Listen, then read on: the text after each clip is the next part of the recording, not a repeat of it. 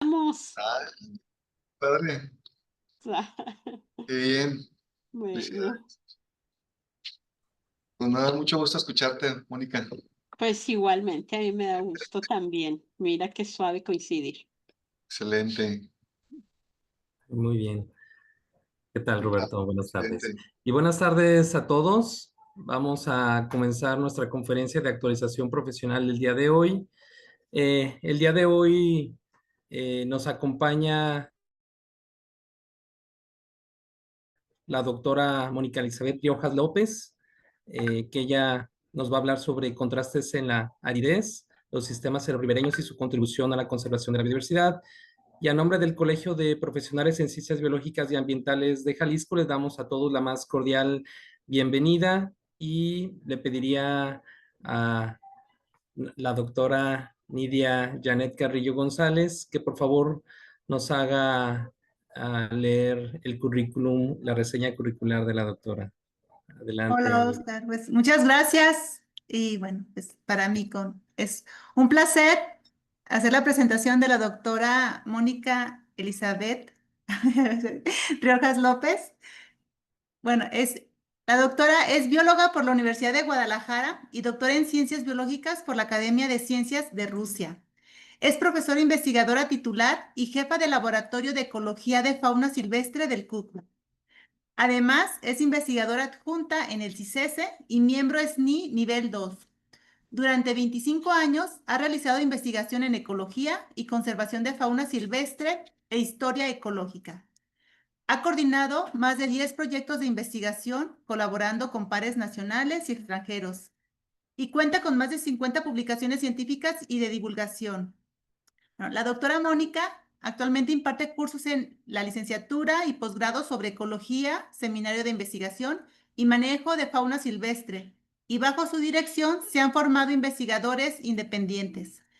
Continuamente participa en actividades de divulgación para público en general sobre la importancia de conservar la biodiversidad y, bueno, recientemente en el 2019 recibió el reconocimiento al mérito académico Enrique Díaz de León y en 2024 la Universidad de Guadalajara reconoció su trayectoria académica en el documental de propia voz. Y bueno, estos es algunos aspectos de su reseña, pero pues sabemos que esta breve reseña pues también implica mucha formación de profesionales, compartir experiencias y sobre todo pues hacer esa conciencia, ¿no? Sobre la ecología.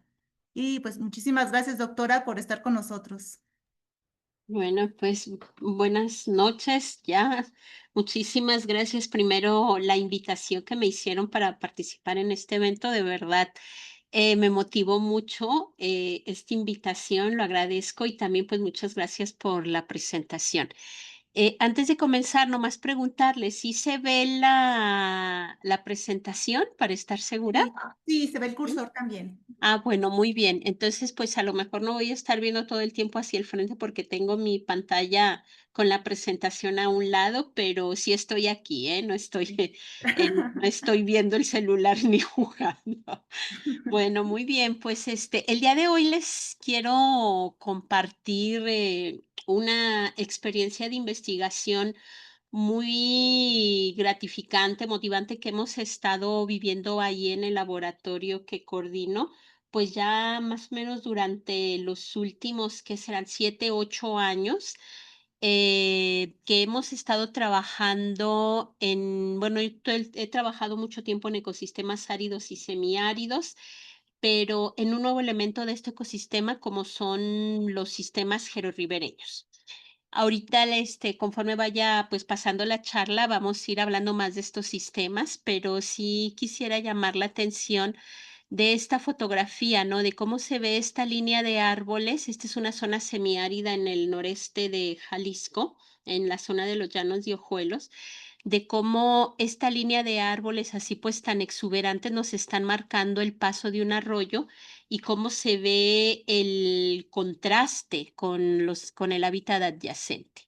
Vamos a hablar un poquito más de esto, pero bueno, pues los trabajos no se hacen solos y pues siempre hay muchísimas personas detrás de estos trabajos. Aquí solo nombro algunas de ellas las que han estado más activas, las que han estado en los últimos años, particularmente en esta línea de investigación que está así como en pleno desarrollo allí en el laboratorio. Y pues también los proyectos pues necesitan dinero, ¿verdad? Y ahí están algunas de las entidades que nos han apoyado con fondos para llevar a cabo esta investigación. Ya entrando en materia, voy a hablarles de lo que son estas comunidades ribereñas. Aquí del lado izquierdo de la pantalla, pues las defino, esas comunidades ribereñas, y les muestro esta fotografía de una de ellas, ¿no? Entonces, pues toda esa comunidad de plantas, de animales, todo que se desarrolla a lo largo de las corrientes de agua de diferente naturaleza. Y el agua puede correr por la superficie o puede correr por el fondo, pero como está presente ahí todo el año, permite el desarrollo de estas comunidades que pueden resultar en algunos lugares bastante exuberantes. Y aquí lo que tienen de atractivo es que son como ese vínculo entre el ambiente terrestre y acuático, es decir, no son totalmente terrestres, no son totalmente acuáticas, sino que es esa transición que se da entre esos dos ambientes. Dado ese vínculo, bueno, pues estos sistemas tienen una cierta estructura que nos permite definirlos, así como decir, bueno, ¿dónde está el sistema ribereño o qué llamó un sistema ribereño? Tiene componentes morfológicos que nos pueden ayudar a definirnos y formarnos una idea más clara de él. Entonces, aquí en esta imagen les muestro cómo pues tienen un canal activo, que es esta parte donde está corriendo el agua, puede que corra o no todo el año por arriba, pero por abajo, es decir, los mantos freáticos siempre están ahí presentes. Tiene una zona a los lados que se llama la planicie de inundación, que esa es una zona muy, muy activa, muy dinámica, y que esta planicie de inundación es esa zona que cuando llueve mucho, por ejemplo, se inunda, pero es una parte ya netamente terrestre donde tenemos plantas y organismos que están adaptados a esa fluctuación de la humedad. Y todo esto, pues, es lo que nosotros llamaríamos el sistema ribereño como tal. Entonces, no solo es la parte acuática, sino también esa zona de inundación y de interacción intensa, entre ese sistema. Ahora, hay, pues desde luego, cuando hablamos de un sistema, siempre que decir, bueno, ¿y por qué es importante? Pues aquí les hago una clasificación así en cuanto a las funciones ecológicas que se desarrollan ahí, que no son exclusivas, pero son muy intensas, y el valor que nosotros como seres humanos concedemos de esas funciones ecológicas. Para ponerlo en el contexto de servicios ecosistémicos. Entonces, mire, pues la función ecológica de servir como hábitat, en este caso hago mucho énfasis en la fauna porque es de lo que les voy a hablar. Esa es mi línea de investigación fuerte, la ecología de fauna silvestre. Y pues el valor que nosotros le concedemos es que sirven como para conservación de la biodiversidad.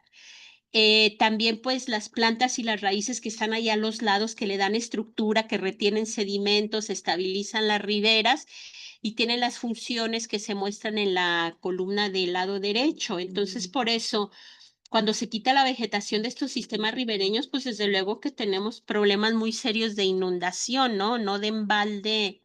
Oímos seguido en las noticias, ay, se inundó la colonia Arroyo Blanco. ¿Por qué será que se inundó? Pues porque la colonia se llama Arroyo Blanco, quiere decir que hubo un arroyo, un sistema ribereño que se destruyó y pues el agua tiene memoria y sigue por allí. También se desarrolla un desarrollo de una microbiota impresionante, muy poco conocida, que tiene funciones muy interesantes como que potabilizar el agua, por ejemplo, a través de atrapar y transformar tóxicos, y también pues la formación de suelos fértiles para la agricultura. No en balde estos lugares cerca de las riberas de estos sistemas, pues se desarrollan a veces sistemas agrícolas muy prósperos. Y luego también pues sirven es un almacén de agua, no solamente para nosotros los humanos, sino también para el ganado, sirven como abrevaderos. Y hay otra función muy interesante, poco valorada y difícil de medir, que es ese placer estético, ese bienestar espiritual que nos proporciona o la tranquilidad y también el aspecto recreativo. Entonces, pues todo eso nos brinda un sistema ribereño.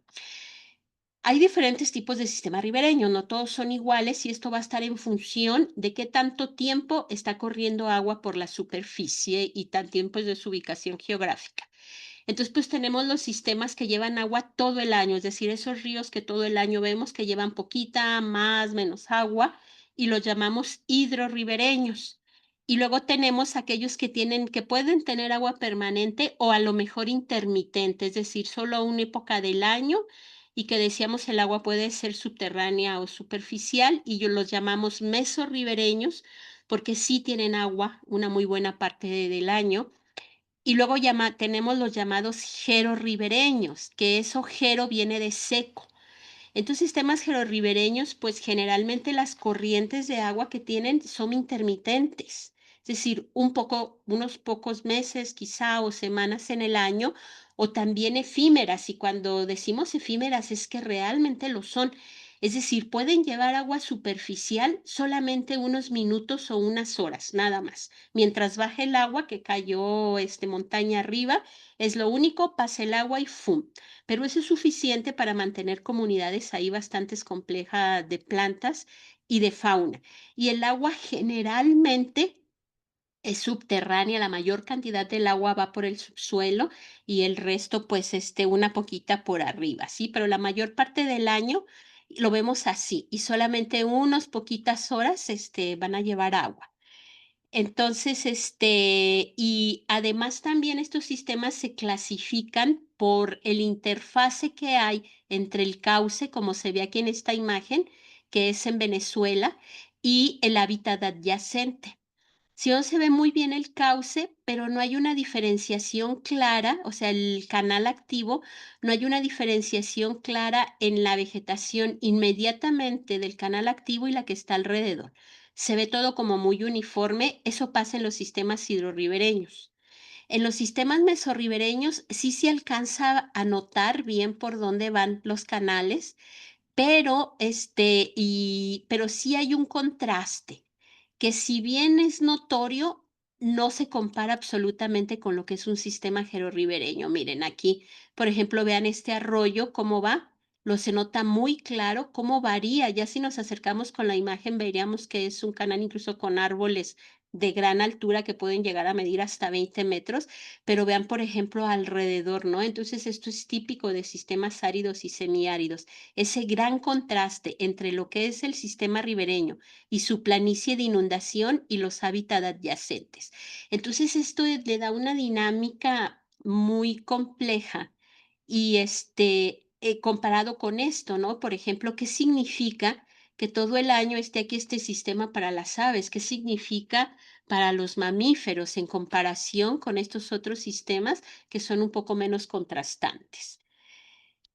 Entonces ya decíamos que estos gerorribereños, que es de los que voy a continuar hablándoles el día de hoy, pues eso es lo que los caracteriza, perdón. Y esta es una foto en un lugar del municipio de Lagos de Moreno de un sistema gerorribereño. Si ven esta cortina de árboles, aquí tenemos sauces, tenemos álamos, fresnos y todo, cómo contrasta con el hábitat adyacente.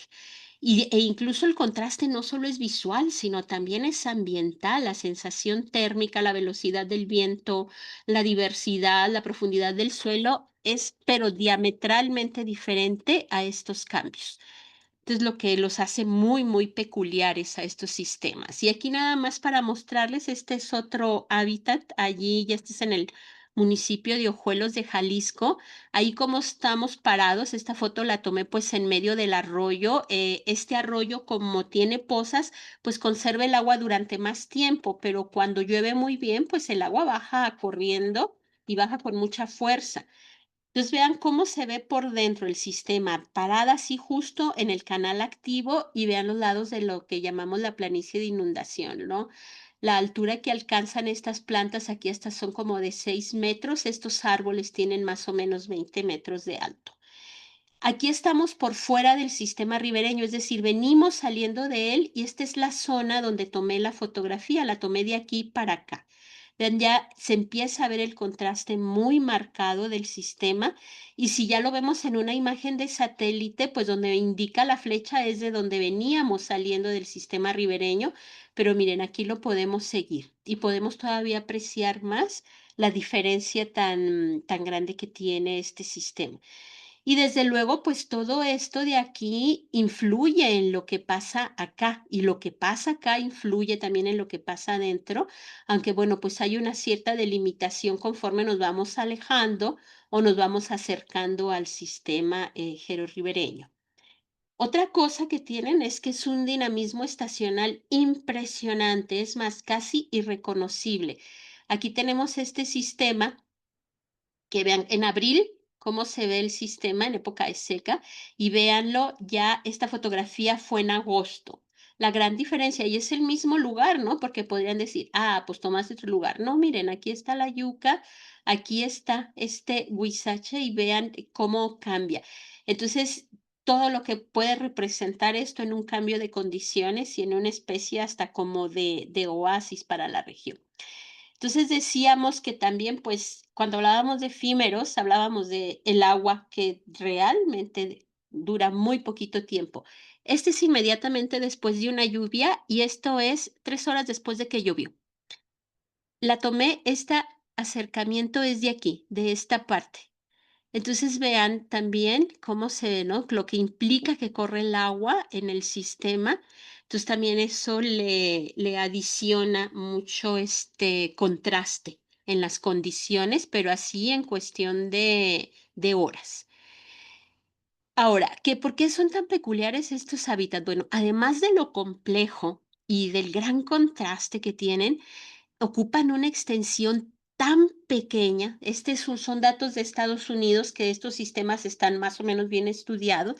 Vean la extensión tan pequeña que ocupan en el noroeste de Estados Unidos, que es esta parte de Nuevo México, Arizona, ¿sí? Pero, sin embargo, la proporción de especies que hacen uso de ellos, de especies de aves, entonces, comparado con la superficie que ocupan, la cantidad de especies que los utilizan, pues es impresionante y eso ya nos va dando una idea del papel que podrían jugar en la conservación de la biodiversidad en estas zonas tan secas, no con tan poca precipitación. Ahora, hay especies, también decíamos, que solo en los sistemas áridos, solo las vamos a encontrar restringidas a los sistemas ribereños, no van a estar fuera de ellas. Y pues el caso más notable, pues desde luego es con las plantas, por ejemplo, estos álamos. Este álamo mide como unos 25 metros de alto y es un indicador de que allí hay agua todo el año, agua en el manto freático. Y también pues estas jaras, ¿no? Estos cenecios que están aquí, y luego también pues tenemos estos otros, este sauce, que también es muy típico de estos sistemas. Entonces, en algún momento, hace 18,000 años, cuando hubo sistemas más secos, más cálidos, estas plantas migraron buscando, enfriamiento, migraron buscando sistemas más cálidos, más húmedos, llegaron a esta parte de México, es decir, migraron del norte, llegan a esta parte de México, y una vez que las condiciones se restablecen en el norte, pues ya estas plantas se quedaron aquí atrapadas. Entonces son como un tipo relicto. En las zonas semiáridas solo las vamos a encontrar aquí. Esa es la razón por la que están allí. Porque a veces uno se pregunta, ¿cómo llegaron si está tan seco y necesitan tanta agua? Pues esa es la historia de colonización de estos sistemas. Entonces eso todavía le adiciona valor a estos sistemas gerorribereños. Ahora tienen una gran importancia, se ha estudiado sobre todo muchísimo las aves.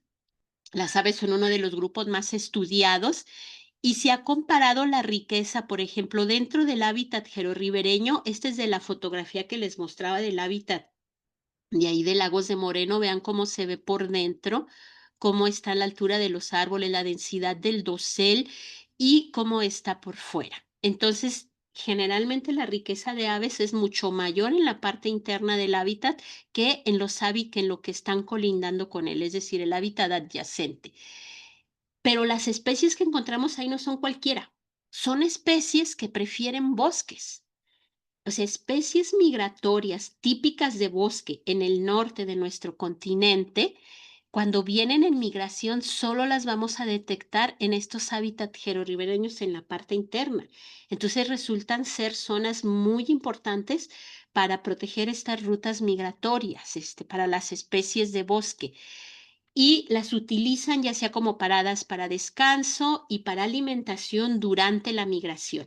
Es decir, que si estos hábitats ribereños no existieran o desaparecen, pues ponemos en un riesgo muy fuerte a todas estas especies que típicamente habitan los bosques, pero durante la migración, cuando pasan por zonas áridas, aprovechan esos sistemas ribereños. Entonces, también funcionan como corredores entre parches de diferente condición. Muchas especies se mueven de un parche a través de estos porque les ofrece protección, les ofrece comida también y les ofrece sitios de descanso. Entonces, esas son pues unas de las funciones más importantes y más evidentes para la fauna silvestre.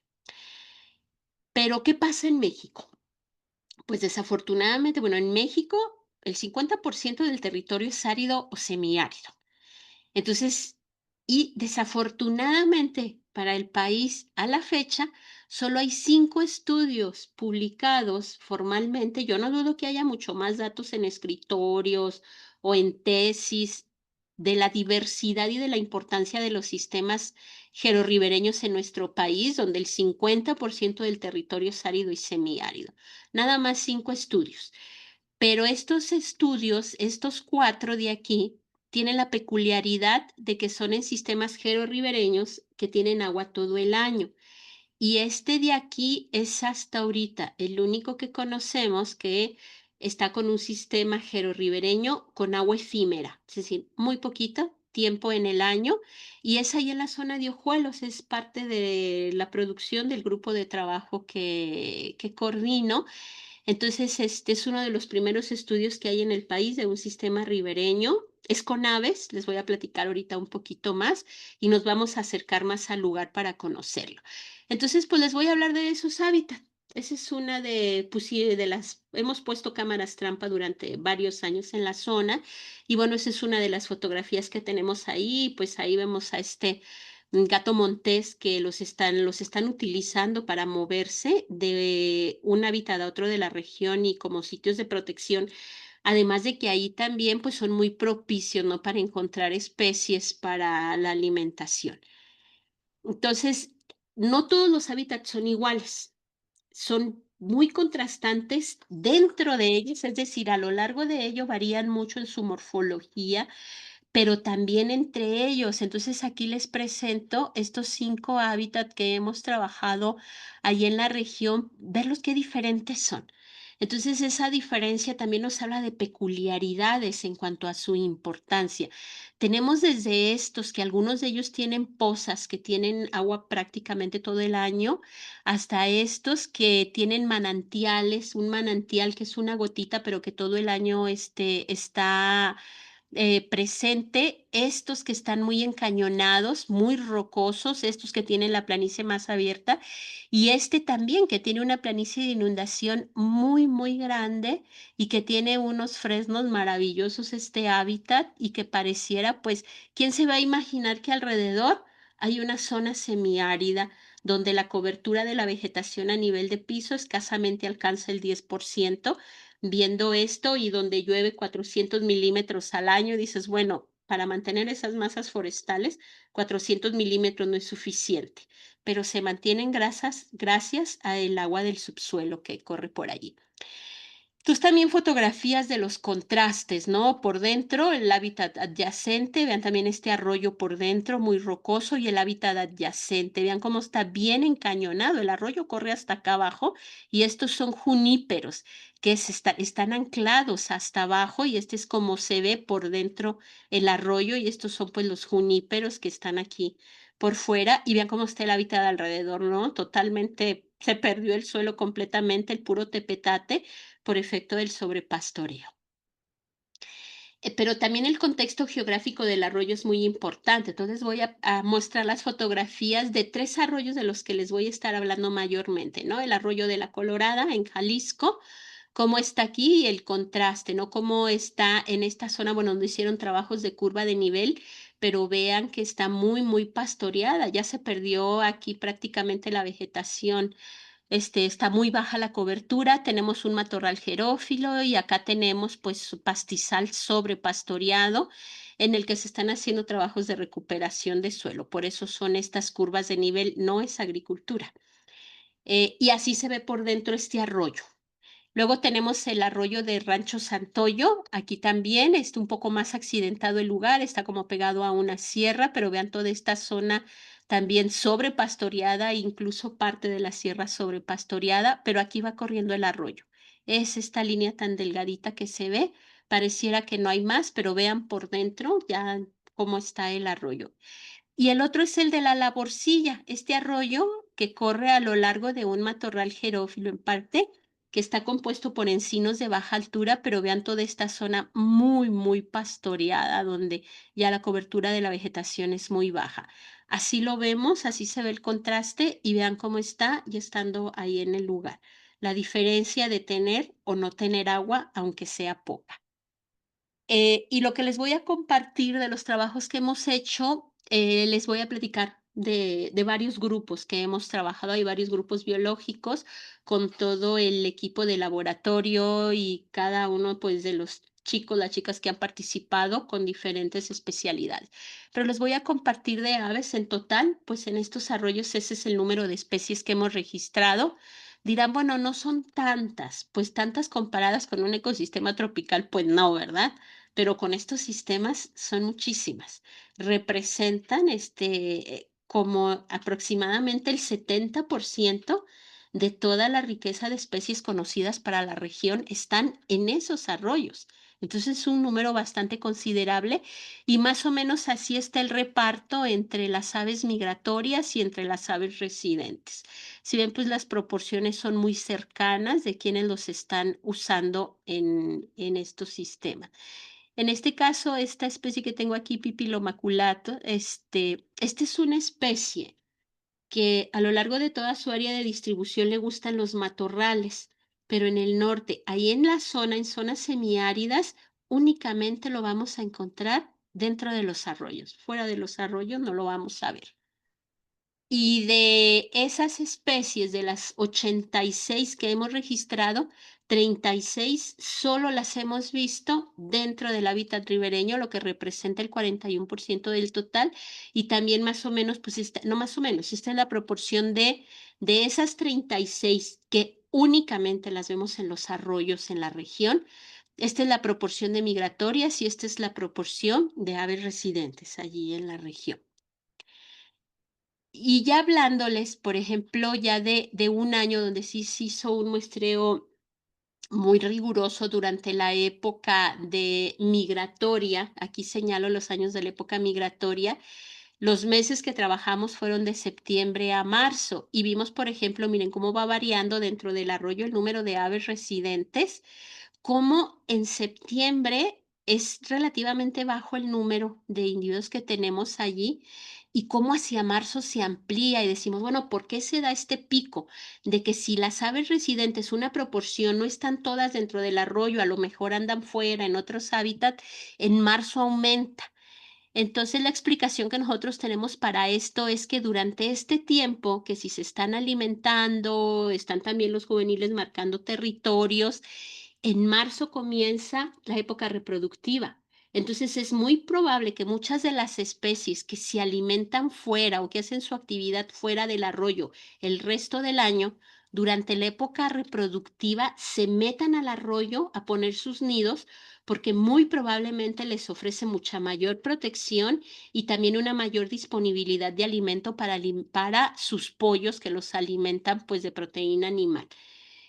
Y por ya en lo que se refiere a aves migratorias, pues los sistemas son muy propicios, vean, para aves insectívoras, lo cual pues nos da respaldo para la hipótesis de por qué las residentes se meten al ribereño durante la época reproductiva y las migratorias, granívoras son las menos. ¿Por qué? Porque las granívoras necesitan espacios más abiertos para poder forrajear. Forrajean a vista y los hábitats muy cerrados, muy densos en vegetación, pues no son sus favoritos, pero sí de las insectívoras. Entonces, pues estos sistemas se vuelven fundamentales para las aves granívoras que prefieren comer insectos. Ahora, les comentaba que no todos los sistemas son uniformes, ¿no? A lo largo del arroyo. O sea, el arroyo puede tener varios kilómetros de largo o un par de kilómetros y es bien variable en la composición de la vegetación y bien variable en su morfología. Entonces, Pues los arroyos nosotros los dividimos en la parte alta, es decir, lo más cercano al origen de donde baja el agua, la parte media y la parte baja, que es donde ya se abre así una especie de delta. Y ya eso lo hicimos en los 3 arroyos que les mostré hace un momento, y en general podemos ver cómo está el reparto, ¿no? Cómo este arroyo, cada uno de los colores nos está implicando un diferente grupo. Las rojas son aves residentes y luego ya tenemos entre migratorias, separamos en insectívoras, granívoras con el verde y aquí pusimos otras que son omnívoras, ¿no? Entonces veamos cómo el arroyo de la Laborcilla, ese arroyo así tan encañonado, tan oscuro, pues está dominado por aves residentes y a lo largo de todo su cauce son las aves residentes las que dominan. En cambio, el arroyo de Rancho Santoyo, que es un poco más abierto, menos encañonado, una planicie de inundación más amplia, pues si bien siguen dominando las aves residentes, tenemos un número importante de insectívoras, migratorias, y en la Colorada dominan las residentes, pero vemos una mayor diversidad en cuanto a los grupos, en cuanto a los gremios tróficos que nosotros estamos agrupando, ¿sí? Entonces, este arroyo es como muy diverso en toda su morfología. Y vemos, por ejemplo, cómo la Laborcilla a lo largo de todo el arroyo pues, se comporta más o menos igual, pero Santoyo no. El rancho Santoyo en la parte alta dominan, o sea, prefieren las insectívoras, prefieren estar en la parte alta del arroyo y en la parte media, mientras que en la parte baja están las aves residentes y eso tiene que ver con la estructura de la vegetación del arroyo y lo abierto que esté o lo cerrado.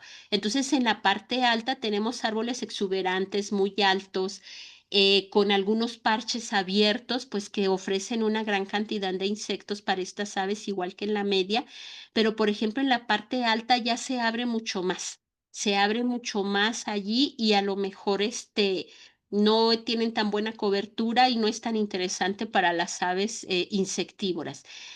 Y en la Colorada, pues la parte alta es muy cerrada, se parece mucho en lo cerrado a la parte alta de la Laborcilla, es decir, muy encañonada, muy oscuro, el dosel muy denso. Y también me como pues una alta dominancia de aves residentes, unas poquitas insectívoras, pero en la media se vuelve a abrir el cauce. Es decir, ya no es tan denso la cobertura por árboles, pero luego en la baja, ¡pum!, se vuelve a cerrar y se vuelve a encañonar.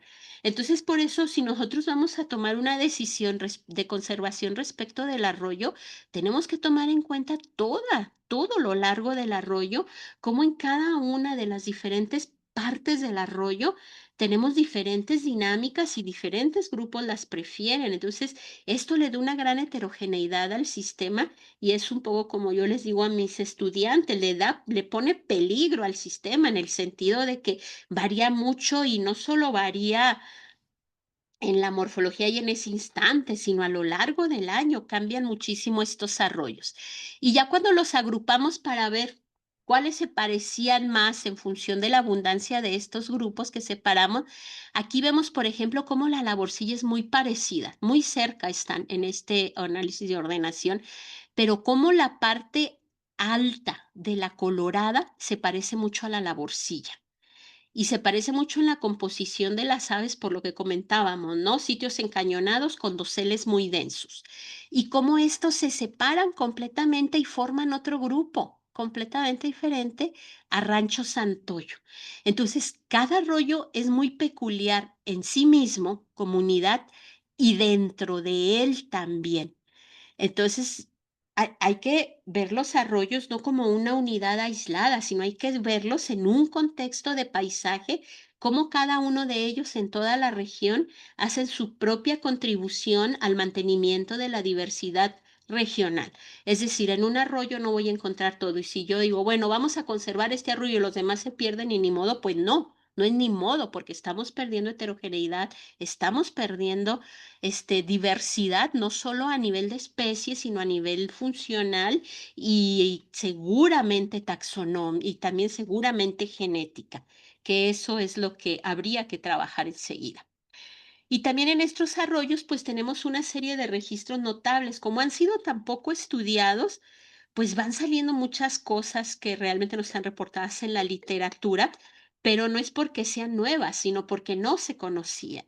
Y entre esos registros notables de aves tenemos, por ejemplo, de este gavilán de Astur cooperi, que se consideraba una especie migratoria, no reproductiva. Vean, aquí esta zona nos está marcando el área de reproducción, la que está como en este color moradito. Pero todo el azul nos está indicando que esta es la zona migratoria no reproductiva y nosotros tenemos un registro reproductivo. Vean a qué distancia y vean cómo se amplía ahora. Seguramente en toda esta zona no es que no se reproduzca, lo más probable es que no haya registros por lo poco estudiados que están estos hábitats. Cuando menos aquí ya sabemos que se reproducen y miren, ahí están los pollones dentro de esos hábitats ribereños, pero solo ahí se están reproduciendo porque hemos recorrido la zona ampliamente y solo allí hemos visto juveniles. Entonces también tenemos este otro caso de Virio atricapila, también esta migratoria, que se decía que este era el corredor migratorio, pero mire, nosotros ya no la encontramos aquí y hay quienes también la han reportado por acá. Entonces lo que se está hipotetizando es que esta ave sí se está moviendo en estas zonas para pasar de un lado a otro, de una vertiente a otra. Hay otros registros ya en Guanajuato, además del nuestro. El nuestro fue uno de los primeros, pero ya en Guanajuato están apareciendo otros registros. Entonces, esto nos va a ayudar a entender muchísimo mejor la dinámica migratoria de esta especie, que en la zona parece estar usando estos hábitats ribereños para moverse. Fuera de ella no lo hemos visto y los registros que hemos visto en Guanajuato están asociados también a hábitats ribereños y me parece que por ahí hay uno en Querétaro. Ahora, también, pues con los anfibios, diríamos, bueno, es el hábitat como más obvio para los anfibios en la zona, pero bueno, también tienen una amplitud de preferencias de hábitat. Entonces, en este estudio que se hizo, aquí hay un diagrama de lo que es el arroyo, lo que es la parte propia del arroyo, esta zona de transición, es decir, donde se traslapan las condiciones húmedas del arroyo con las condiciones más secas del hábitat adyacente. Entonces, a veces encontramos las mismas especies del arroyo aquí, un poquito menos desarrolladas, pero el hábitat adyacente tiene sus propias especies y cuando las especies del adyacente se mueven al arroyo, pues se desarrollan de forma más vigorosa. ¿Qué pasa con los anfibios y con las ranas? Bueno, estuvimos viendo su actividad y durante la época seca cálida, pues documentamos muy poquitos individuos incluso en el arroyo, pero nomás llovió y ¡fum! Vean el pico, ¿no? Se empezaron a mover para la reproducción. Y ya una vez que pasó la época de lluvia, pues otra vez se bajó el número de individuos porque ya van a refugiarse dentro del arroyo. Pero en la zona de transición también nos encontramos un patrón muy parecido, ¿no? En la época de seca muy poco individuos, aumenta en la época de lluvia, pero miren luego cómo baja y cómo aumenta hacia la seca fría. Es decir, cuando ya deja de llover, tenemos un pico en el número de individuos y el otro aspecto es la zona de transición, donde es muy bajita la actividad porque los individuos más bien se mueven de aquí a acá para la reproducción en la época de lluvia, pero vean cómo conforme se va secando hay un pico en la abundancia de los individuos hacia la época seca. Entonces lo que nosotros estamos viendo es que las especies bajan en cuanto llueve, que se refugian en el adyacente, bajan al arroyo y se reproducen, y ya luego los adultos regresan otra vez a su sitio de refugio después de la reproducción. Es decir, si hablamos de conservar a los anfibios, no hay que pensar solo en el arroyo, tenemos que pensar en que interactúan estas partes, están fuertemente conectadas y cada una de estas partes cumple una función dependiendo del ciclo de vida de las especies que estemos hablando. Y como ejemplo, pues tenemos rana Montezuma, la rana de Moctezuma, que esta necesita el arroyo todo el año. El 99% de los individuos ahí los documentamos, es decir, es una rana que depende completamente del arroyo durante todo su ciclo de vida. Tenemos el sapo de puntos rojos, vean cómo se mueve mucho. Sí baja aquí, pero muy poco, pero la mayor parte de su ciclo de vida la realiza en esta zona de transición y también de forma importante en el adyacente. Y tenemos a esta ranita arborícola, la Dryophytes eximius, como si bien está en el arroyo, una buena parte de su población también se mueve aquí. Y pensamos que se mueve esencialmente para refugiarse durante la época de sequía. Entonces, pues están íntimamente conectados esos sistemas a través de la actividad de estas especies. En otro grupo que hemos ahí, mamíferos carnívoros, vemos también lo de la actividad, ¿no? Como en la seca cálida hay muy poca actividad dentro del arroyo y en la de lluvia. O sea, en la de lluvia a los mamíferos no les interesa tanto el arroyo porque hay agua en toda la región.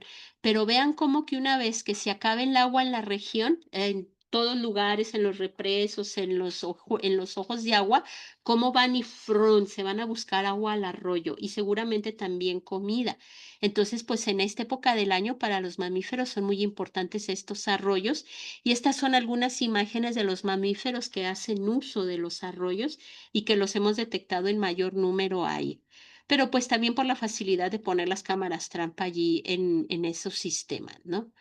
Y también pues hemos detectado cosas muy interesantes, por ejemplo, estos jabalíes que había 40 años sin registros de ellos. No es que no haya en la zona, sí la había, desde luego que sí los había en la zona, pero pues como que poco a poco por el desmonte y todo se fueron moviendo, pero como que otra vez están regresando ahí a la zona. Entonces 40 años sin registro de la especie ahí y únicamente en el arroyo. Otros registros relevantes que tenemos es esta ardilla, Ciurus sucolatus, que solamente está en un punto bien delimitado y en el arroyo. Fuera de ahí no lo hemos visto en otro lugar en la zona. En los 11,000 kilómetros cuadrados que tiene la zona, solo está en un punto. Del cacomistle, que se pensaba que estaba ahí, pero no había registros firmes, aquí está este registro. El armadillo también, de afinidad más neotropical. Y algo muy curioso que pasa con el tlacuache. El tlacuache es muy abundante, diríamos, ay, ¿por qué es registro relevante? Lo curioso es que a pesar de ser tan abundante, a lo mejor no hay, la gente lo ve como tan en sus casas que no lo registra. Entonces, por eso lo ponemos, ¿no? Porque es una cosa así muy extraordinaria. Y algo muy importante, el tejón. Este tejón o tlalcoyote que necesita suelos blandos para cavar sus madrigueras. Una vez que el suelo se compacta por ganadería, por el pisoteo de ganado, por desmonte, desaparece el tejón y el lugar donde están los suelos blandos es a las orillas de los arroyos. Entonces también se vuelve un hábitat crítico para esta especie que en la NOM está como amenazada y de la que desafortunadamente sabemos muy poquito de su ecología y se sabe muy poco de ella en todo el país.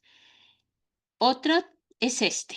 Miren, este de aquí quiero llamar su atención. Vean la colita de este gatito. Vean la hora, 07:34 y luego después, 07:37. Aquí está la colita del gatito, vean la diferencia en tamaños. Una hembra con su cría. Es decir, se están reproduciendo en la zona, lo cual es muy buen síntoma, porque también desde hace 60 años no había un registro formal. La gente te decía, pues como que vi un puma, como que vi un puma, pero no había un registro formal.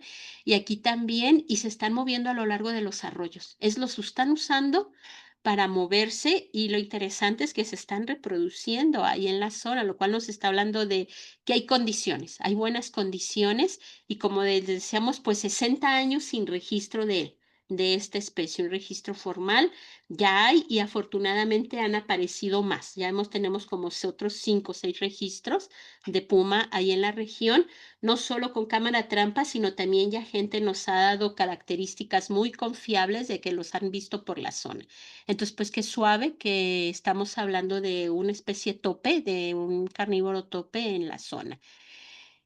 Otro grupo son las mariposas. Entonces, en lo que hemos encontrado nosotros ahí en la zona, pues estas son los grupos que hemos encontrado, las familias.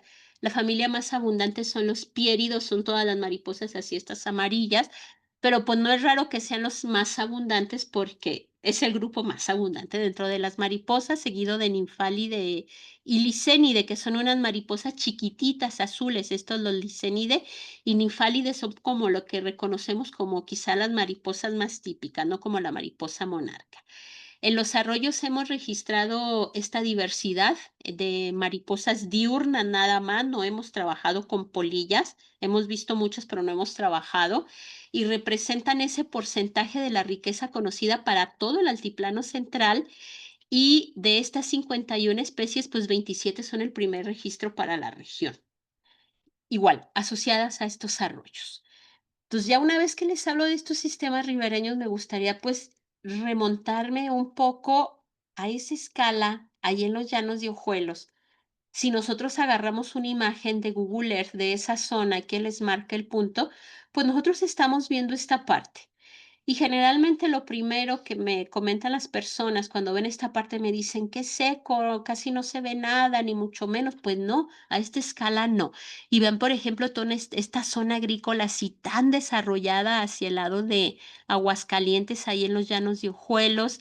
Aquí tenemos un parque, una granja solar con no sé cuántas centenas de estos ¿cómo se llama? Ay, de los generadores solares, es lo que tenemos ahí, esa granja solar, pero vean nomás, pastizal sobrepastoreado, unos poquitos encinares que todavía quedan en la región.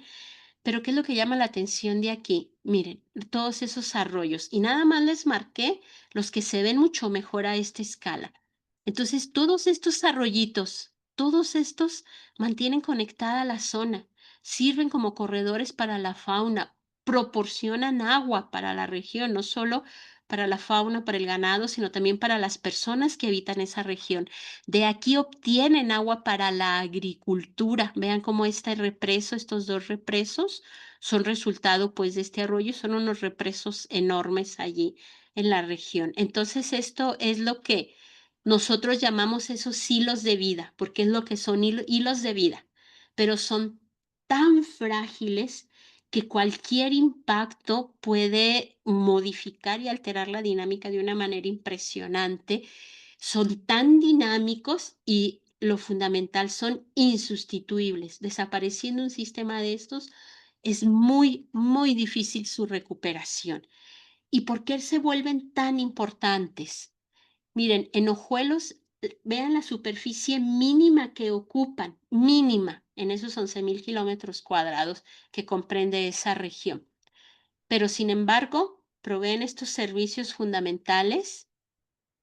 Únicamente ahí vamos a encontrar estas plantas freatófitas, desapareciendo esos lugares, desaparecen esas plantas, albergan esa proporción de las especies carnívoros de toda la región, o sea, el 84% de las especies de carnívoros los hemos registrado allí, en esos sistemas.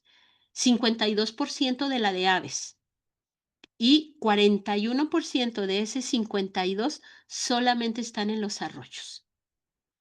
77% de ranas y sapos están en los arroyos usándolos y el 30% de especies de las mariposas diurnas conocidas para la región.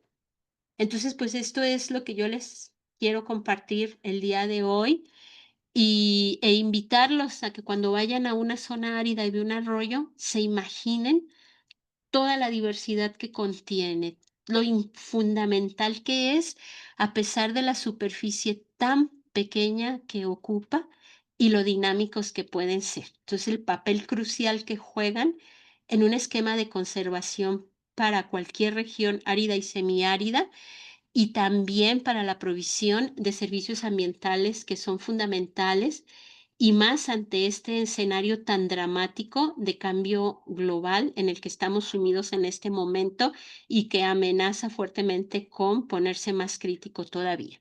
Bueno, pues este es el mensaje de esos pequeños hilos de vida de los sistemas gerorribereños. Pues gracias. No, al contrario, muchísimas gracias. Pues, qué trabajo tan completo y sobre todo esa sensibilidad para detectar el impacto. Bueno, iba siguiendo las curvas, como yo podía verlas así como muy lineales pero ya ver las implicaciones que tiene las semejanzas, la diversidad, pues sí, ya da más conciencia y fe de la importancia que tienen, pues todos estos sistemas para muchos, como bien dice, servicios y pues conservación de la biodiversidad. No sé si alguien tenga alguna pregunta de los que están conectados o mientras, bueno, me voy a permitir leer uno de los comentarios que está aquí en el chat. Y pregunta Rubén Magdaleno. Referente al huizache chino endémico de la región de los Altos de Jalisco, Algunos colegas lo consideran especie invasora, cuando es una especie colonizadora en nuestros ecosistemas. Quisiera conocer su opinión, doctora, al respecto. Bueno, gracias por el comentario, Rubén. Fíjate que aquí abres toda otra línea de investigación respecto de esto, ¿no? O sea, la región esta de los Altos, pues es una región ganadera. Es una región ganadera y a los ganaderos no les gustan los huizaches, pero los huizaches son causa del sobrepastoreo de los pastizales, ¿no? Comienzan a aparecer, aunque también son un elemento natural en la región, pues forman parte de lo que son esos matorrales xerófilos. Entonces, esta visión de invasora, pues quiero, más bien pienso, espero, no sé, es una opinión, viene de una percepción de deterioro de los agostaderos. Pero pues mientras siga habiendo ese sobrepastoreo, pues los huizaches se van a ver beneficiados, pero por otro lado, los huizaches tienen un papel importantísimo en lo que es la fijación de nitrógeno y lo que es la fijación de suelo. Además, sirven para hábitat para un montón de especies de aves. Son muy melíferos. Hay muchas abejas que acuden a ellos durante la floración para el polen, ¿no? Entonces hay que ver desde qué punto de vista lo están viendo. Si hablas con un ganadero te va a decir, no, no quiero huizaches, quítalos de aquí. Pues yo más bien diría, regulen la presión de pastoreo para que no les den tanto problema a los huizaches y se vaya recuperando las zonas que originalmente fueron de pastizal. Pero pues hay zonas que originalmente han sido matorrales y el huizache es el que les da su carácter, ¿no? Hay que hacer trabajo ahí de sensibilización. Muchísimas gracias. Otra pregunta de Esther, nuestra colega. Adelante, Esther.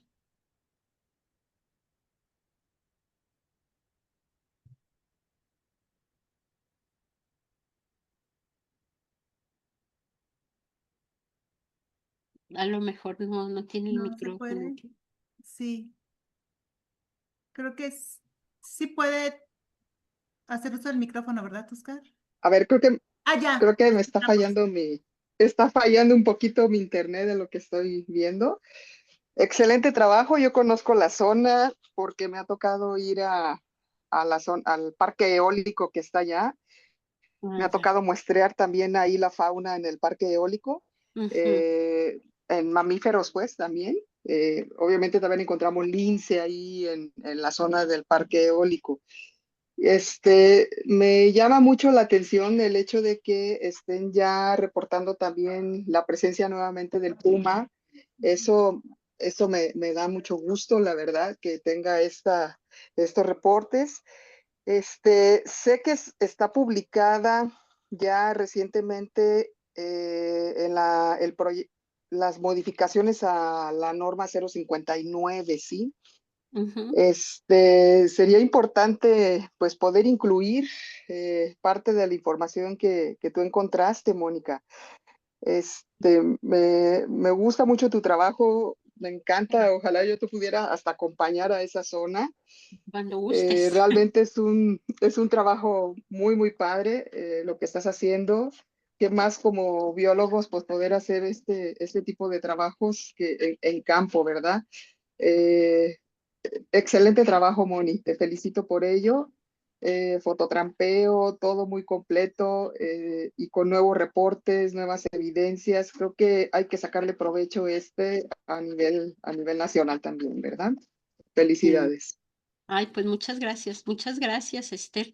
Fíjate que uno de los sistemas, dos de los sistemas que hemos trabajado están justamente al pie, uno del parque eólico de la Mesa del Toro y otro de la de Chinampas. Están ahí justamente. Sí, ok, ok. Sí, pues son zonas importantes ahí, entonces hay Mm. que cuidar estas zonas que son xerófilas, la verdad. Cada vez hay más presión hacia estos sitios y el hecho de que exista la presencia de agua, pues nos sirven como corredores biológicos. Son corredores que nos ayudan a interconectar, ¿sí? Entonces, pues ojalá sigamos protegiendo estos espacios y que también así lo vea el gobierno, sobre todo cuando utiliza proyectos que se van a hacer en la zona y que muchas veces no hacen una investigación tan profunda, ¿sí? de lo que Ujú. pueda existir en el entorno.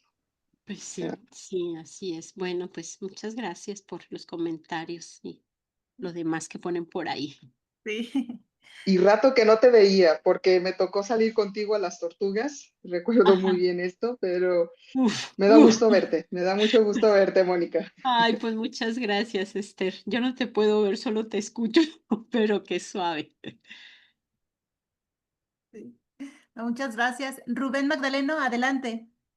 Bueno, me voy a permitir hacer uso de la voz. ¿Sí me escuchan?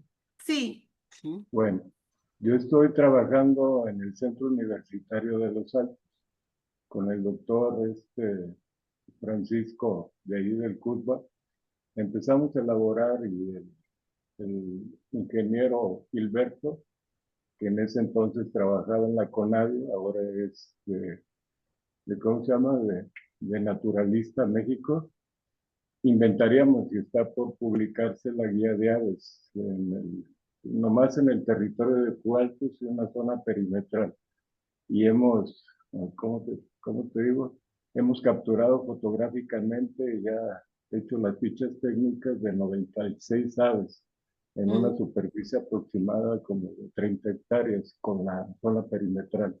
ujú. Y parte de esto me motiva mucho, Mónica, porque pasa una escorrentía llamada Río Tepatitlán. Nace Ay, en la parte de arriba y todo esto, algunas especies de gato montés nos han visitado, venados. ujú, Entonces sí es importante esos corredores, como lo anuncio. Por eso comentaba a ver si nos puedes proporcionar tus datos para poderte contactar y poder hacer una cosa un poquito más amplia con otras especies. Ya tenemos las aves, pero me interesa, al igual que tú, tener mariposas, polillas. He estado recabando mucha información y aunado a que en los talleres que imparto, los muchachos contribuyen, porque tenemos un sitio de los proyectos de Naturalista México, tenemos el proyecto ya inmerso ahí y los chicos contribuyen bastante, los ujú. estamos implicando. No, pues con muchísimo gusto, Rubén, encantada de trabajar en esa zona porque esos son mis hábitats. Yo me siento así como pez en el agua, más bien voy a decir como pez en el sistema gerorribereño en esos hábitats. Y sí, con mucho gusto, sería muy interesante que pudiéramos colaborar. Y mira, ahí en el chat puse mi correo, ahí está mi Lo correo mismo. electrónico, que es mucho más fácil localizarme por ahí porque soy muy floja y descuidada con el celular. Donde quiera lo dejo, se me descarga, pero con el correo sí soy más atenta. Entonces, cuando guste, Rubén, con mucho gusto, y pues nosotros andamos pasando por ahí cuando vamos ojuelos a fuercita, y en Así una es, de esas ahí nos ponemos de acuerdo. te esperaríamos gratamente. Ay, pues mira, Incluso yo con, ahora que sale, está por editarse la guía, pues muy también bien. hacerte Ay, qué padre. partícipe del documento. Ay, qué suave. Fíjate, esos documentos son tan importantes, qué bueno que lo están haciendo y pues bueno, ya ahorita que terminamos las clases, pues es mucho más fácil, para mí disponer de tiempo. Pero claro que sí, Muchas gracias, Mónica. al contrario. Muchas gracias. Roberto Acosta también. Muchas gracias. Doctora Adelante. Mónica, felicitarte. Te has diversificado enorme en el estudio de la zona. A mí me tocó cuando íbamos a hacer las prácticas con ratones y a las Ujú. nopaleras. Entonces veo que hay un amplio conocimiento ya de la zona y tengo una duda.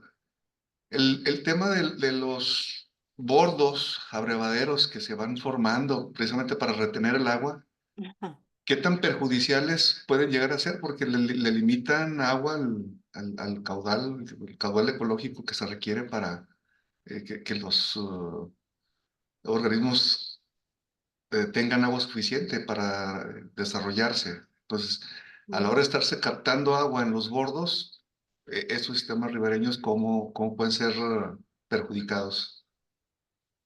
Fíjate que ahí me haces una pregunta difícil y digo, buena, ya cuando dice uno es buena pregunta es porque no hay respuesta, ¿verdad? No tenemos respuesta, pero si me remonto un poco a la historia, desde que se asentaron ahí los españoles y llegaron con el ganado, pues han hecho estos sistemas de captación de agua, ¿no? Incluso por la misma topografía natural de la zona, no de embalde, se llama Ojuelo la zona. Los bordos no representarían, creo, es una opinión, tanto problema porque dejan que siga corriendo agua por los arroyos y hay muchas de esas presas, por ejemplo, 2 de las que les mostraba en el mapa final. Es más, déjame ver si las puedo, recuperar. A ver, ahorita aquí. Por ejemplo, estas presas son de la colonia y más que perjudicar, fíjate que han favorecido y son sitios bien importantes de paradas para aves migratorias. Aquí te encuentras una población bien interesante de Aigmorus y de otras especies, pero el agua sigue corriendo, sigue su dinámica. Entonces, quizá no representan tanto problema porque ya tienen muchísimos años en la zona y pues las especies poco a poco se han ido adaptando por allí, ¿verdad? Ya habría que ver cómo estaban mucho antes para ver qué es lo que posiblemente se ha movido, se ha perdido, para poder hacer una estimación. Lo que sí representa un verdadero problema es cuando ya empiezan a desmontar las riberas porque se empieza a secar. Ese sí es un verdadero problema, más que estos bordos, porque de hecho en muchos de estos bordos pues hay cortinas de árboles que también favorecen a muchas otras especies. Entonces aquí más bien hay que tener cuidado con la cantidad de agua que se está extrayendo y sobre todo ahorita lo que está muy preocupante en la zona es el avance del cultivo de agave tequilana. Ya. Está pero preocupante, porque eso sí, están modificando fuertemente, la región. Me Y preocupa. arrastra mucho sedimento, ¿no? A la hora de las lluvias, genera erosión, arrastra sedimento pues bueno, perjudica también al sistema. Sí, pero ¿sabes qué me preocupa más? El cambio de Agroquímicos, ocupación de suelo y los agroquímicos. agroquímicos, sí. Así como que, ay, entonces, ahorita para los sistemas ribereños, por los bordos que tienen ahí en la zona, digo, estos bordos rústicos no me preocuparía tanto, pero sí me preocuparía por el cambio de ocupación del suelo de manera general, porque eso va a afectar hasta los mismos bordos rústicos. Claro. Sí. Muchas gracias, Ok, doctora. pues de Muchas nada, con gusto. Muchas gracias. También Noel Álvarez se une a la felicitación. Excelente charla, doctora. Muchas gracias. Alma, también muchas felicidades por esta oportunidad de compartir con nosotros. Y también por Facebook, Marcela Huitrón, felicidades por su interesante trabajo, doctora Mónica. Ah, gracias. Sí, sí. Bueno, yo tenía una pequeña duda. ¿Por qué considera que ha vuelto los registros de jabalí y de puma? O sea, ¿por qué si tenía tantos años sin presentarse? Pues hay varias hipótesis que no son de las más agradables, pero bueno. Una Ah, de ellas es que pensamos que se ha bajado mucho el furtivismo en la región. ok. La cacería furtiva probablemente haya estado muy vinculada con esto y se ha bajado fuerte por la presencia del ejército, no por las razones que más agradables, pero se ha bajado. Ok. Entonces, pensamos que esa es una de las posibilidades por las que se está moviendo ya mucho más la fauna, no hay menos presión en ese sentido. Pero por otro lado, pues también están aumentando el número de poblados y a ver eso, cómo resulta. Esa es una cosa, pero yo creo que también algo muy importante es que habemos gente registrándolo. Muy probablemente allá hayan estado todo el tiempo moviéndose y demás, pero como habíamos muy poca gente trabajando en la región, pues entonces ahora los estamos detectando. También eso tiene mucho que ver, ¿no? De más esfuerzo de trabajo, pues más datos. Entonces hay otros grupos, por ejemplo, los de Águila Real, que también están súper activos ahí en la zona, entonces también están enriqueciendo mucho el conocimiento de la diversidad regional. Ok, sí, como dices, los motivos, las razones también tenía aquí anotado cuáles eran las principales amenazas, pero las ha ido explicando a lo largo de la charla y principalmente pues es ¿cómo se dicen? No antropológicas, pues, pero pues, Antropogénicas. antropogénicas. Sí, Sí, que se van cambiando también los estilos y los intereses particulares. ujú, Entonces, pero también esos registros pues voltean los ojos hacia lo que hay que cuidar, hacia lo que todavía está presente y entonces pues implementar medidas. sí, Pues, sí, sí, sí. Kevin Velázquez también se une a la felicitación Gracias, Kevin. y, y muchas gracias. Ah, ok. No, con un registro, Rubén. Con solo un registro ya sea en Facebook o aquí por el mismo link del chat para registrar asistencia. Pues muchísimas gracias, Oscar. Sí, pues también me uno a las felicitaciones, doctora Mónica, igual también a Eric por este estupendo trabajo que han Sí. realizado. Y pues a nombre del Colegio de Profesionales en Ciencias Biológicas y Ambientales, queremos agradecerle y quería ver si me podía permitir compartir un momento la pantalla, doctora. A ver, sí, claro, déjame descompartirla. Ay, ay, ay, ay, ay. ¿Cómo la descomparto? Ya vi donde dice dejar de compartir. Ya quedó, ¿verdad? Sí, ya.